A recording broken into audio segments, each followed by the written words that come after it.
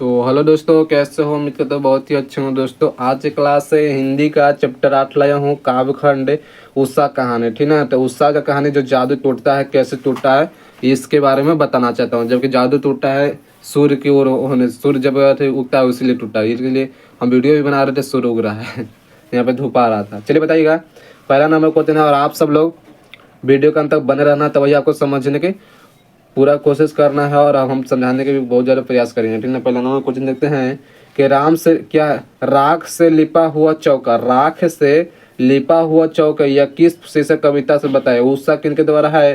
तो दोस्तों यह उषा कहानी में बतलाया गया है। ऑप्शन में क्या होगा? सी होगा। उषा कहानी में बतलाया गया। क्या कर रहा है कि जादू टूटता है इस उषा के अब सूर्य उदय हो रहा है। देखिए हमारे जो वीडियो बना रहे हैं, हमारा भी यहाँ पे सूर्य उदय हो रहा है, यानी कि प्रकाश आ रहा है। तो कह रहा है यह पंक्ति किस शीर्षक कविता से लिया गया है? तो उषा कहानी से लिया गया है। चलिए मारना है ऑप्शन नंबर ए पर। चलिए देखना है, तीसरा नंबर क्वेश्चन है कि इतने पास अपने शीर्षक संकलन में किसके द्वारा लिखा गया है? इतने पास अपने शीर्षक संकलन में किस द्वारा लिखा गया है? तो दोस्तों होगा शमशेर बहादुर सिंह। उषा कहानी लिखा गया था शमशेर बहादुर सिंह के द्वारा होगा। चलिए देखना है सातवां नंबर क्वेश्चन पर। कह रहा दोस्तों सातवां नंबर है कि अधिनायक कैसी कविता है? अधिनायक। चलिए देखना है, चौथा नंबर क्वेश्चन है और थोड़ा सा पेजा एक स्टार अथी पलटा गया था। चलिए देखना है इसे सब। चौथा नंबर है कि शमशेर बहादुर सिंह ने कौन सी कविता लिखी है? बताना है शमशेर बहादुर सिंह लेखक है, कौन सी कविता लिखी है? तो उषा कहानी लिखे है। ऑप्शन नंबर बी होगा उषा कहानी। शमशेर बहादुर सिंह की हिंदी शमशेर बहादुर सिंह की हिंदी साहित्य क्या क्या कहा जाता है? हिंदी साहित्य का क्या कहा जाता है दोस्तों? तो एक कवियों के कवि कहा जाता है। ऑप्शन में सी होगा। कवियों के कवि कौन कहलाते हैं? तो शमशेर बहादुर सिंह कहलाते हैं। क्या होगा? शमशेर बहादुर सिंह। कह रहा है कि कवियों के कवि कहलाते हैं कौन? तो शमशेर बहादुर सिंह है। कहा ऑप्शन है D number. Option number D होगा शमशेर बहादुर सिंह। परछाई आ जा रहा है, थोड़ा सा लाइट आ रहा है यहाँ पे, थोड़ा सा ठीक ना। वीडियो बना रहे हैं जहाँ पे लाइट आ रहा है, उसे थोड़ा सा परछाई आ जा रहा है। करें शमशेर बहादुर सिंह के प्रतिनिधि कविताएं नामक काव्य कृति संपादन किसने लिया, किसने किया था? शमशेर बहादुर सिंह ने प्रतिनिधि काव्य नामक काव्य कृति संपादन किसने किया था? तो दोस्तों डॉक्टर नामोर सिंह ने ली। डॉक्टर नामोर सिंह ने ये बात को बताया गया था। उषा के जादू कब टूटता है? उषा के जादू कब टूटा है? सूर्योदय होने पर, जबकि हमारे पास सूर्य का प्रकाश आ रहा है, इसलिए थोड़ा सा परछाई बन जा रहा है, ठीक है ना। इसलिए सूर्योदय होने के बाद, यानी कि दोनों टकरा जा रहा है, मैचिंग कर रहा ना। शमशेर बहादुर सिंह ने किस कोश को संपादन किए थे? किस कोश संपादन किए थे? तो उर्दू हिंदी कोश का। मतलब हिंदी और उर्दू कोश का मतलब क्या है? भाषा है, जो कि दो भाषाओं की अपना संपादन किए थे। हिंदी और उर्दू हो गया और हिंदी हो गया। 10वां नंबर है कि शमशेर बहादुर सिंह की साहित्यकार का समकालीन थे। शमशेर बहादुर सिंह है कि साहित्य का समकालीन कहलाते हैं? तो नागरजुन कहलाते हैं। नागरजुन कहलाते हैं। ऑप्शन नंबर डी होगा। शमशेर बहादुर सिंह की रचना किस सप्तक में आनी शुरू हुई? किस सप्तक में जो शमशेर बहादुर सिंह की आने शुरू हो गई थी? दूसरे सप्तक में जो आने शुरू हो गई थी।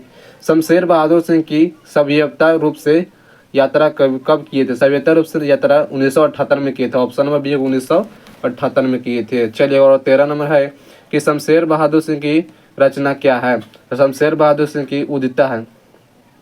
उदिता जो शमशेर बहादुर सिंह की रचना कहलाता है। शमशेर बहादुर सिंह की ने 1978 में किस देश की यात्रा की थी? चलेगा।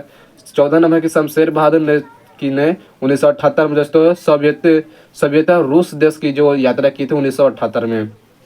शमशेर बहादुर सिंह ने किस स्थान में बीए किए थे? कौन सा स्थान था? इलाहाबाद में किए थे। इलाहाबाद में जो बीए कर रहे थे।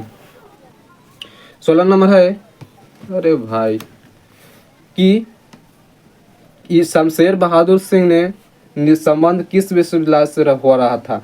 विश्वविद्यालय मतलब शमशेर बहादुर सिंह है का संबंध किस विश्वविद्यालय से रहा था? तो दोस्तों याद रखना है, विक्रम विश्वविद्यालय से उज्जैन में, विक्रम विश्वविद्यालय उज्जैन में हुआ था। उषा कविता का प्रांत काल का किसके समान माना जाता है? प्रांत मतलब कौन होता है? 17 नंबर है, उषा कविता प्रांत काल किसके समान माना जाता है? तो नीले संघ के समान, नीले संघ के समान माना जाता था। चलिए 18 नंबर है कि प्रकृति वर्ण से संबंधित कविता है। प्रकृति वर्ण से, ऑप्शन में भी हो उषा कहानी जो प्रकृति वर्ण से संबंधित कविता कहलाता है। दूसरा सप्ताह का प्रकाशन कब हुआ था? दूसरा सप्ताह का प्रकाशन 1957 में हुआ था। ऑप्शन में क्या? दूसरा सप्ताह का प्रकाशन 1957 में। शमशेर बहादुर सिंह, देखिए ना वो अरे भाई देखना, शमशेर बहादुर सिंह का जन्म कब हुआ था? तो शमशेर बहादुर सिंह का जन्म 13 जनवरी 1911 में हुआ था। इनका जन्म 13 जनवरी 1911 में।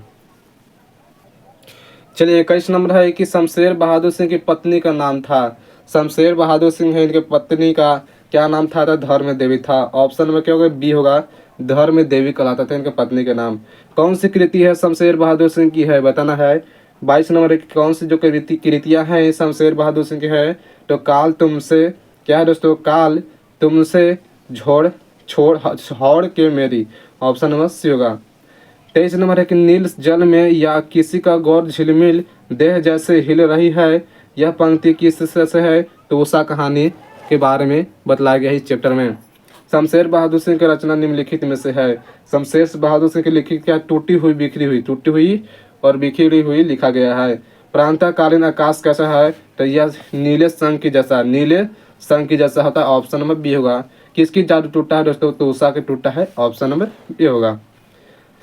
उषा से कविता के कवि है, कौन है? शमशेर बहादुर सिंह है उषा कविता के कवि। चुका भी नहीं हूँ मैं की रचयिता कौन है? चुका भी नहीं हूँ मैं के रचयिता है दोस्तों शमशेर बहादुर सिंह है। ऑप्शन नंबर सी होगा। और लास्ट क्वेश्चन देखना है 29 और 30 नंबर कि सुकून की तलाश किसकी रचना है? तो जयशंकर शमशेर बहादुर सिंह की। ऑप्शन नंबर डी होगा शमशेर। ऑप्शन में क्या? सुकून की तलाश शमशेर बहादुर सिंह की है। लास्ट क्वेश्चन इस वीडियो का 30 नंबर के शमशेर बहादुर सिंह का जन्म कहाँ हुआ था? तो इनका जन्म हुआ था देहरादून में। देहरादून में हुआ था। ऑप्शन नंबर ए होगा, देहरादून में इनका जन्म हुआ था। ठीक ना। चलिए मिलते हैं अगले वीडियो से और आज की वीडियो इतना ही।